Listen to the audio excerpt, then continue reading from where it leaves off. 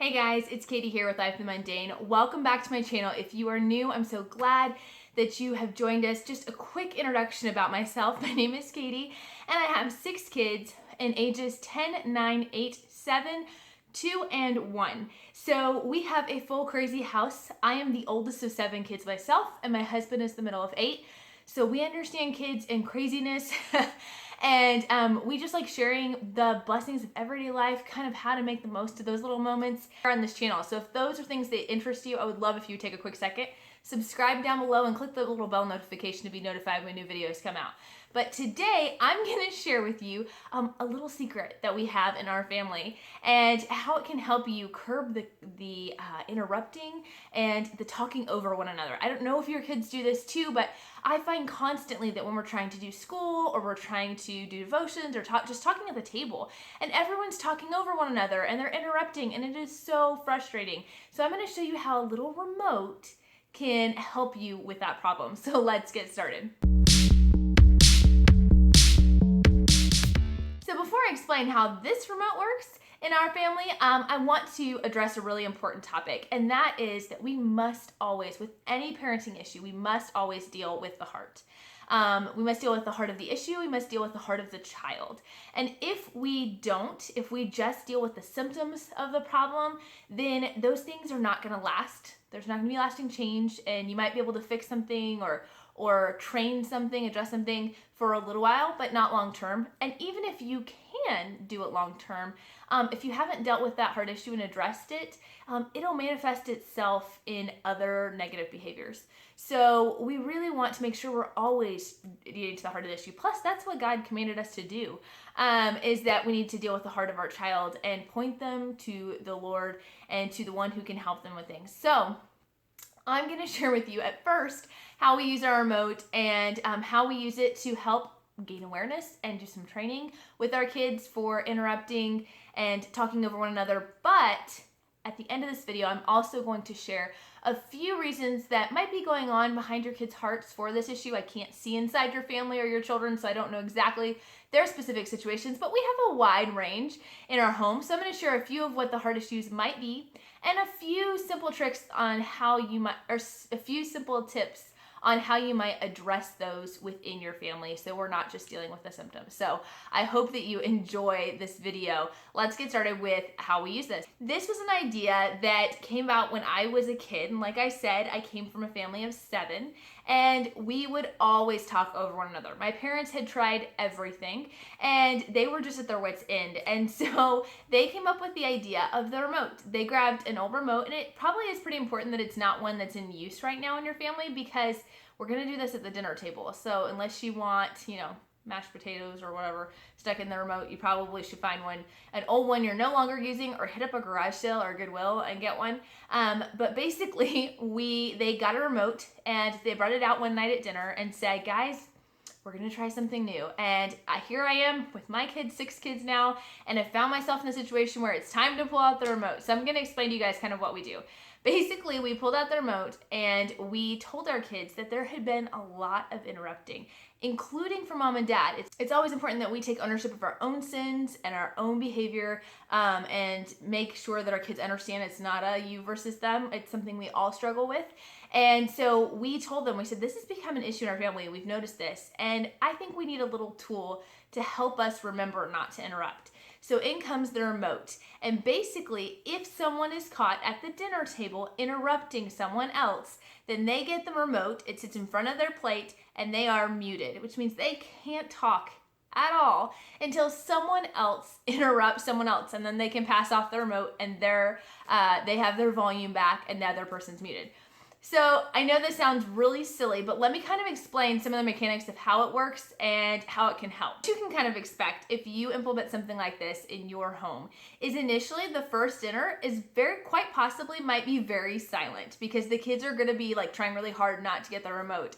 And so oftentimes for the first couple of meals, you'll find some quiet or maybe a lot of just really careful. We had a couple kids who were like trying to like point and gesture and sign things the first night. Don't worry, it won't last. Just keep going. Another thing that you can expect to see is sometimes you might run into trouble with a few Pharisee-like kiddos who might constantly be looking for someone to fail. And you'll have to explain that that's really not the purpose of this activity. We all are going to end up with a remote at some point, and we need to be gracious and loving when we go about this. Another thing that you could expect to see possibly is a lot of laughter. Oh my goodness, I don't think we've ever laughed so much at our table as when we use the remote. Especially when mom and dad get muted, which is another thing you can expect.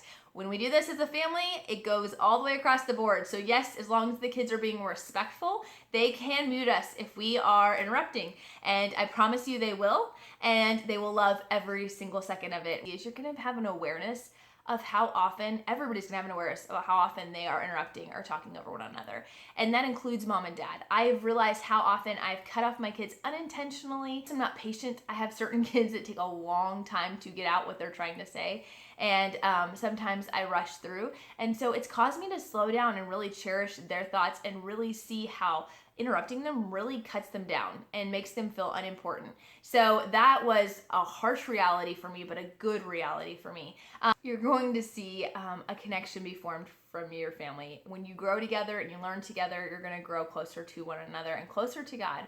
And so that was really neat. It's been neat to hear my kids' thoughts, like really hear them be able to talk when they're not getting interrupted by siblings, and being able to hear their thought process and what their fears are and what their joys are and how their day went and things like that.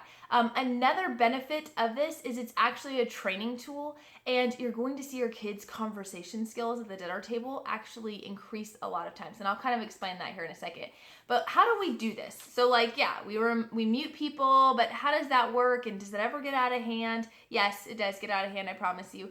But let me show you kind of a few things that we have done to keep it in check and make it be a useful tool and not a distraction. So a few things is you want to set a guideline of timeline. My kids asked, they said, are we going to use the remote all the time, like all day long? No, that is exhausting and nobody needs that. We just do it at the dinner table. You could choose a different time of day, but I kind of like the dinner table because it's meant for conversation and because it's a lot easier to manage because you want to be consistent with it. So set whatever timelines you want on this. Also understand timelines as far as how long are you going to do this? It's temporary. This is simply a tool to help train and to help identify the problem and for everybody to realize how often they're doing it. It's not forever. Do not sit with a remote at your table forever. But it can be something that once it's retired and once the issue is kind of resolved, that can be brought out of retirement if it needs to be. If you see a big lapse, maybe for one night, it's going to come out again. So just know that it's not forever. It's just a fun tool for right now. Another one that we found ourselves having to do was to clarify what it means to interrupt, like what classifies as interruption, and laying out the expectations of what it should like. And honestly, my husband and I struggled with that. We didn't think through that before we started the process. We found ourselves all throughout the night going, wait, did that count? Was that interrupting? So we had to go back and sit down and kind of lay out what actually is interrupting. For instance, we'd oftentimes, we're a large family, we'd have two people start talking and they'd start at the exact same time. But what we decided was, as long as they realized, oh, we're both talking at one time, and then one person steps back and lets the other person talk, that's not considered interrupting. It's when you're intentionally talking when someone's already talking, or you both start talking and you just continue to talk over each other. So just little clarifications like that. You want to think through that. And honestly, some of it, you're going to just have to play it by ear and figure it out as a family. But you can talk about it. It's a great discussion. Why is that interrupting? Why is that not interrupting? And a great trading tool for them. Again, like I said earlier, you want to make sure you're being respectful and not malicious. Respectful of mom and dad or authority figures, but also understanding that we're not trying to catch each other in sin. We are just using it as a fun, gentle reminder to be careful with our words. So I mentioned earlier that it could be used, or it can be used primarily for an awareness tool to understand how often this is happening, to have a few kind of funny, comical consequences of being muted for a little while to kind of start to train them on this. But there is another training aspect that really helped as well. I called my mom before I made this video and just kind of got her thoughts of, how did you guys do this? Or why did you do this? Or anything like that. And one point that she made that I thought was really, really neat was that they did this as also a way, sort of a secondary benefit of doing this activity with us was that we got to learn better conversation skills at the dinner table, especially for like when we have company over, things like that, especially with little kids. When you have company come over, everybody's talking at once and they want to impress them or they want to hear that person's story. Well, this taught us how to take turns, how to ask questions. They were very intentional. Yes, they would go around the table and intentionally ask each child, so how was your day? Or what did you learn in school today? Or, what do you want to be when you grow up? Or whatever it was. But they would ask us a specific question and let us have that floor to have the opportunity to talk. So it wasn't a sense of being silent. It was learning how to ask those questions, having those conversation skills. It was more about how to train the conversation versus suppressing the conversation.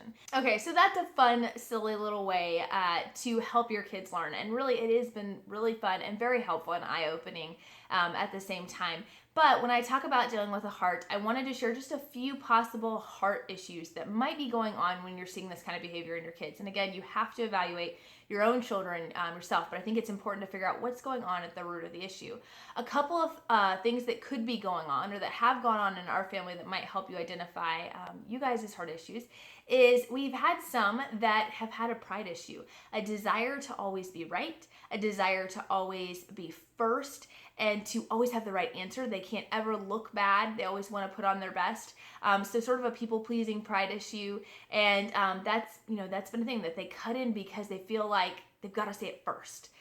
We've also had the issue, we've had to address the fact that we're not putting others before ourselves. We're putting ourselves as highest. We kind of have a God complex. We think that when we're interrupting, what that's really communicating, whether we think it or not, what it's really communicating is what I have to say is way more important than whatever they have to say.